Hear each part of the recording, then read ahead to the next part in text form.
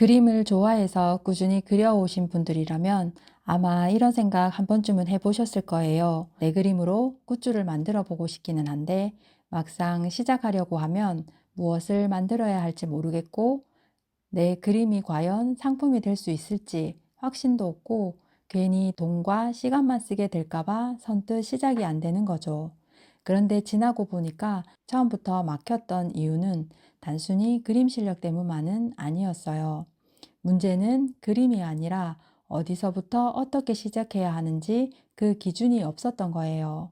그래서 오늘은 딱 세 가지만 정리해 보려고 합니다. 첫 번째, 무엇을 만들지. 두 번째, 누구에게 보여줄지. 세 번째, 어떤 방식으로 시작할지. 오늘 영상 끝까지 보시면 적어도 나는 무엇부터 정해야 하는구나. 그 기준이 잡히실 거예요. 첫 번째는 무엇을 만들지입니다. 처음에 제일 많이 막히는 게 바로 이 품목이에요. 스티커도 해보고 싶고 엽서도 괜찮아 보이고 패브릭도 눈에 들어오죠. 그런데 처음에는 선택지가 많을수록 좋은 게 아니라 오히려 더 정하지 못하게 되는 경우가 많아요. 그래서 처음에는 이것저것 다 해보는 것보다 내 그림이 가장 자연스럽게 들어가는 첫 제품 하나를 정하는 게 더 중요합니다. 이때에는 이렇게 보면 조금 쉬워져요. 이 그림이 그림 그대로 보여질 때가 더 좋은지, 아니면 실제로 쓰는 물건에 들어갔을 때 더 좋은지, 작고 가볍게 시작하는 게 맞는지, 아니면 그림 자체를 보여주는 쪽이 맞는지. 예를 들어 섬세한 그림이라면 엽서나 액자처럼 그림 그대로 보이는 쪽이 더 잘 맞을 수 있고요. 반복했을 때 더 살아나는 그림이라면 스티커나 문구류 혹은 패턴처럼 확장되는 방식이 더 맞을 수도 있어요.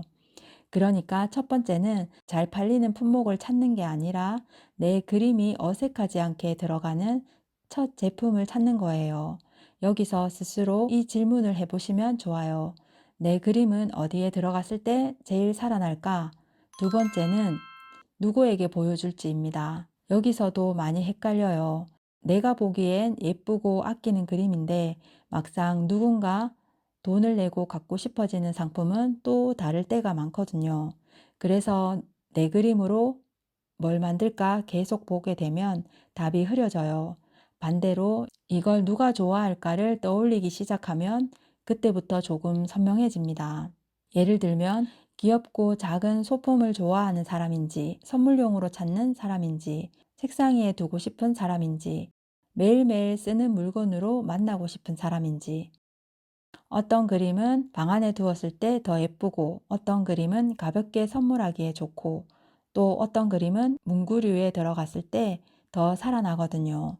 내 그림의 가능성을 보려면 그림만 보는 게 아니라 누구의 생활 안으로 들어갈 수 있을지 같이 봐야 해요. 이 부분이 흐리면 예쁜데 왜 안 팔리지? 이렇게 느끼기 쉬워져요. 그런데 실제로는 그림이 별로여서가 아니라 누가 좋아할지가 아직 안 보이는 경우가 더 많습니다. 그래서 여기서는 이 질문 하나만 해보시면 돼요. 이걸 제일 좋아할 사람은 누구일까? 세 번째는 어떤 방식으로 시작할지입니다. 여기서는 실력보다 먼저 시작 구조를 정하는 게 중요합니다. 처음부터 재고를 만들어야 하나? 샘플만 먼저 보는 게 맞나? 소량으로 테스트 해보는 게 나을까? 아니면 주문이 들어온 뒤에 제작하는 방식이 맞을까? 이게 정리되지 않으면 마음은 있는데 계속 결정을 못하게 됩니다.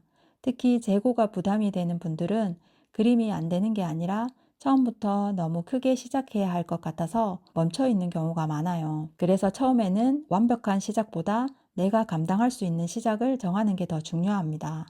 처음부터 많이 뽑아서 팔아야 한다고 생각하면 시작이 갑자기 너무 크게 느껴지죠. 그런데 샘플만 먼저 보거나 소량으로 테스트해 보거나 주문 후에 제작처럼 가볍게 시작하는 방법도 있거든요. 처음부터 크게 시작해야 하는 게 아니라 버틸 수 있게 시작해야 오래 갈 수 있어요. 이때는 이런 질문을 스스로에게 해보시면 좋아요. 나는 어떤 방식이면 겁먹지 않고 시작할 수 있을까? 결국 굿즈는 그림만 예쁘다고 바로 되는 게 아니에요. 어떤 제품에 담을지, 누구에게 보여줄지, 어떤 방식으로 시작할지, 이 세 가지에 따라서 부담도 달라지고 결과도 달라집니다. 그래서 처음부터 될까 안 될까만 붙잡고 있으면 계속 제자리예요. 반대로 이 세 가지를 먼저 정하면 질문이 바뀌기 시작합니다. 내 그림은 안 되는 건가? 에서 이 그림은 어디에 어울릴까? 누가 좋아할까? 나는 어떻게 시작하면 좋을까? 이렇게요. 그래서 오늘은 이것만 해보시면 됩니다. 내 그림으로 만들 수 있을 것 같은 품목 세 가지를 적어보세요. 그 중에서 가장 부담 없는 것 하나만 남겨보시고, 그리고 이걸 가장 좋아할 것 같은 사람, 한 유형만 떠올려 보세요. 마지막으로 샘플, 소량, 주문 후 제작 이 세 가지 중에서 지금 내가 할 수 있는 방식 하나만 정해 보세요. 여기까지 하면 아직 제품이 완성되지 않았더라도 시작은 이미 된 거예요. 혹시 지금도 내 그림도 진짜 팔릴 수 있을까?